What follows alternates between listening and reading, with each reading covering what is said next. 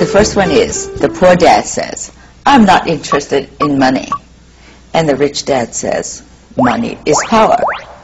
It was so stupid because my poor dad always said, oh, I'm not interested in money, I'm a teacher. I'm not doing it for the money. And my rich dad would go, well, if he's not interested in money, then tell him don't pick up his paycheck. The poor dad, when it comes to money, play it safe. Don't take risks. The rich dad says, learn how to manage risk.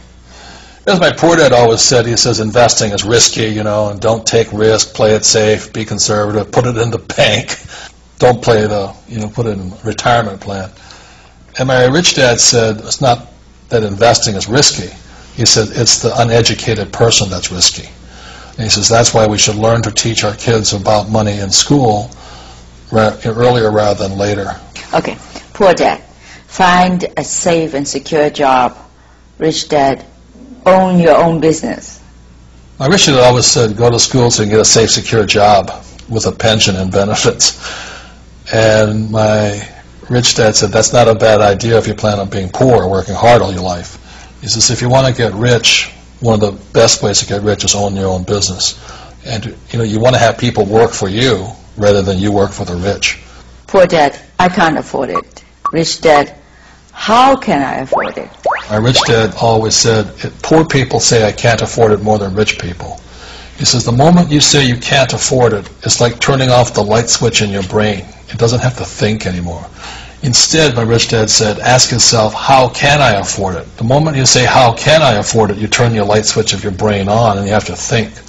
To me, this is a very important thing I learned from your book. Poor dad says, my house and my car are assets. And the rich dad says, my house and my car are liabilities.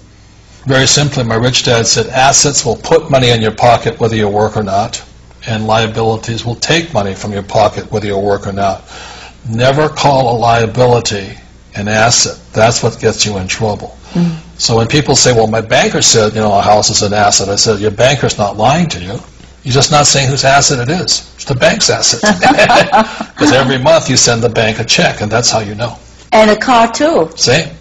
That's right. All right, it's fine to say that, you should invest, but people are scared of going bankrupt. That's worldwide. Everybody's afraid of it. But you look at the cause of it, it's caused because of lack of financial education.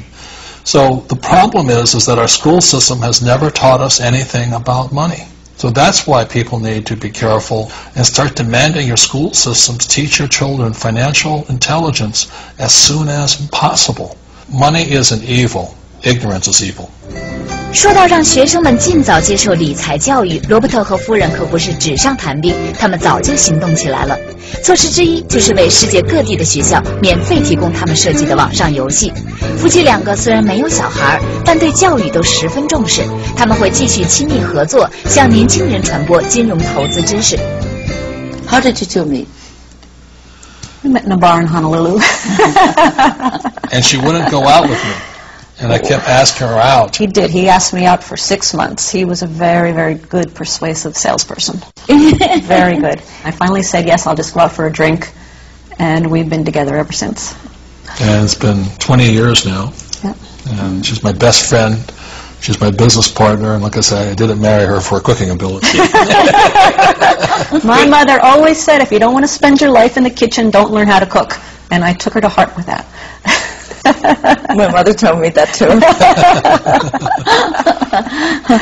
Thank you so much, Kim and Robert, for having me in your Phoenix home. I really learned so much. I'm sure my audience will learn a lot too from you. Oh, thank you so much. Thank you so much for coming. Yeah, thanks for allowing us to share information through your network. I greatly appreciate it. Robert 小的时候不愿意做老师，但是今天他与夫人就是要教育人民，教他们什么才是正确的金钱的观念。智商很重要，财商也不能够少。他们强调，如果你像穷人这样思考问题，无论你赚多少钱，还是会把钱全部花光，一无所有。所以不要为金钱工作，要让金钱为你工作。好，今天的节目到此为止，再见。